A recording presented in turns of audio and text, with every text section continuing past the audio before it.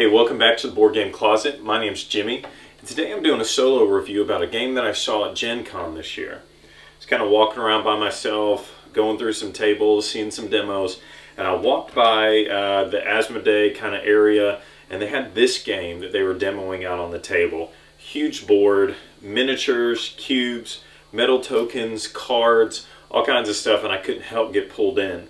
Mainly for the theme, because I just love pirate games. I've been looking for like a great pirate game.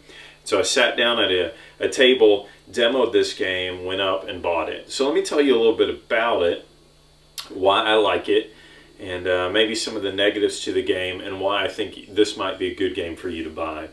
So let me tell you how to play Black Fleet. At the beginning of the game, you're going to get a fleet of ships, a merchant ship and a pirate ship. And you're also going to get a set of cards. I have them laid out right here in front of me, but basically you've got your character card, or just a card that would represent who you are, and then you get 1, 2, 3, 4, 5 cards that on the back side of these they have a special ability. In order to flip the card over to get the special ability, you have to pay for it. You can only buy one of these per round, and the cost goes up from 5 to 8, 11 to 14, and then finally the last card is 10. A couple neat things about these cards. Like I said, you can only buy one per round. So these cards, in essence, create a pacing for the game, and it's also a timer for the game. The very last card, the number 10 card, is a picture of the governor's daughter. And in essence, that's who you're trying to impress and win her favor. And so once someone turns over that last card, that signals the end of the game. You go around one more time, and then whoever has turned over that last card, then they're considered to be in the running to be the winner. Whoever has the most money and has flipped over that last card wins the game. The catch is you can't flip over that last card until you've flipped over all the others. And because you can only flip over one per round, that makes you stay up or keep in pace with everybody else. Because as soon as someone else buys a card, now you're thinking, okay, I need to go ahead and buy a card. So you can't just hoard your money, but you have to spend your money, flip over the cards, and stay in pace with everyone, and also try to plan out your last move so that you can know when you need to go. In Black Fleet, you are going to be commanding a merchant ship and a pirate ship. Your merchant ship, the only job of the merchant ship is to go to a port, you load up cubes, which is kind of cool how this works. You're actually going to load up cubes onto your ship. It's got 3 little slots, so you go to a port, load up all 3 cubes, and then you're going to head out. You're going to try to find another port where you can sell those cubes or goods and get money for those. Money in turn is what you use to buy the cards, and it's what matters at the end of the game. Pirate ships are used, their sole purpose is to come up to a opposite ship, and you can actually steal a cube off of their ship, put it on yours, and then you can sail over to a deserted island, bury that treasure, and get money for it. Merchant ships can sink pirate ships. When you do that, you'll get 2 doubloons, and then the pirate ship will go off the board, and then on the next round, he gets to come back on the board in one of 3 places. So the game has some cutthroat aspects to it, and what I mean by that is you're going to want to sink other people's ships. You're going to want to steal stuff from other people's ships. That helps you win the game. It's how you get money. If you don't do that, if you don't want to play that way, it might be harder for you to win. So the game encourages you to do that. It's not a negative per se if you don't like cutthroat play, because it happens so often and it's so easy for your pirate ship to come back. If somebody sinks your ship, who cares? I'll just bring it back next time. If someone steals from you, they're only going to be taking 1 cube anyways. So it's really not that big of a deal if they do that. It might just slow you down a little bit. Also in the game, they have what's called navy ships. There's a purple ship and a yellow ship.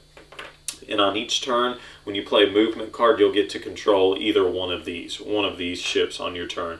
And these can be used to sink other people's pirate ships, or it can be used to block someone, all kinds of things like that. And then later on in the game, you could use these for other things as well. So on a turn, you're going to have 2 movement cards and a fortune card. I'll tell you about that in a second.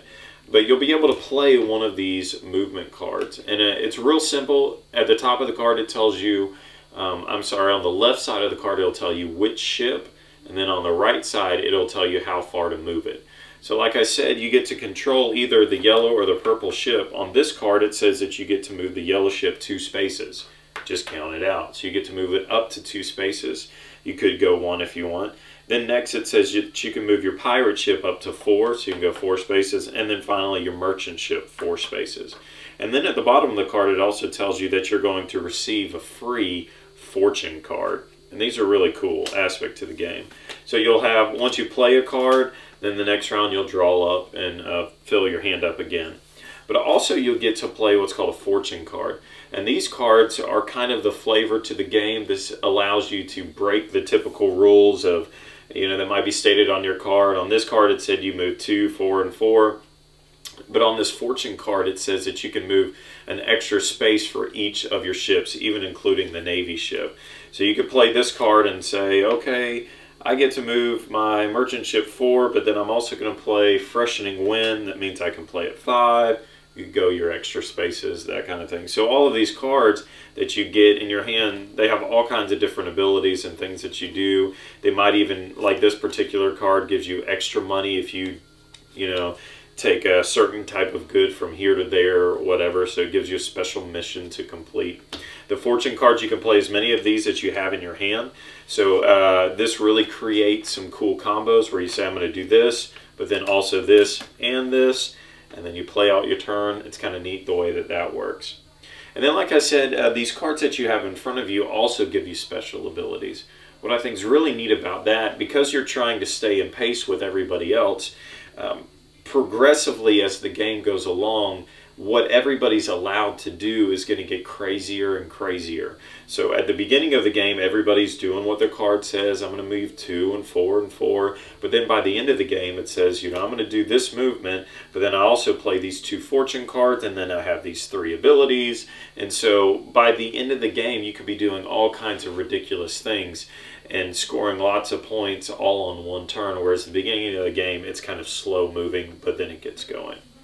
It plays in about 60 minutes, and I'd say that's pretty true. Once you get going and you figure out how it works, it's really simple. Movement is simple. The cards are easy to understand. The instructions are really well. I demoed this at Gen Con, so I didn't have to depend on the rules to learn the game, but I did go through it to teach my wife the game. So I went back through and I had to answer some questions. It was pretty easy to follow through on this. There weren't really any questions that I didn't know the answer to. So that's why I like the game. Let me tell you some negatives to the game. To start with, when I walked up to the game, I didn't see the box on the table. The name is not on the board.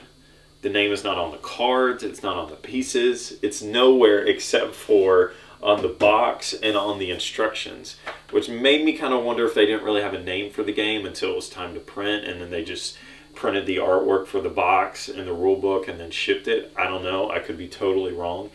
The other thing that I have with the game that's kind of weird is it doesn't really fit the theme of the game. The artwork, which is gorgeous, by the way, is very light and fun, and then Black Fleet kind of gives you this dark pirate feel. I don't know if that really matches. Does that change the game in any way? Not really. It's just nitpicking. The other negative that I have to the game is it's only 3 or 4 players. So that's kind of a problem to me, because that doesn't really fit. It's either 3 or 4 players. That's it. I'm hoping that they come maybe an expansion in the future. Maybe they have some 2-player variants, something like that. And I know there's always ways that you could play the game with just 2 people.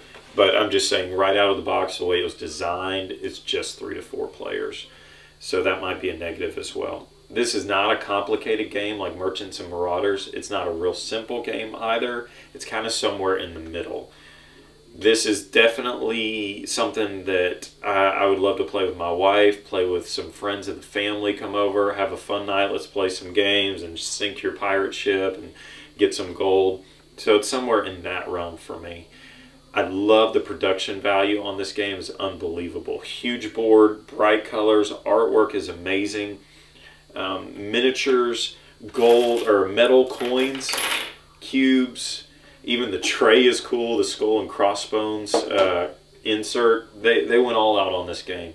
I think I've seen it online for like $40-something. I just can't believe it's that cheap. It's just so nice. It's a great game. You're not going to miss it on components at all or artwork at all. The instructions are easy to understand. It plays quickly, 60 minutes. That's a good amount of time, I guess. I don't know. I really like the game. There are some people online that don't like the simplicity of it, so check out some other reviews. There might be somebody that doesn't like it, and they'll tell you why. But I like the game. I'd give it a green die and tell you to go buy it. So that's my review of Black Fleet. Check out our other reviews online at theboardgamecloset.com, and as always, support your local hobby shop.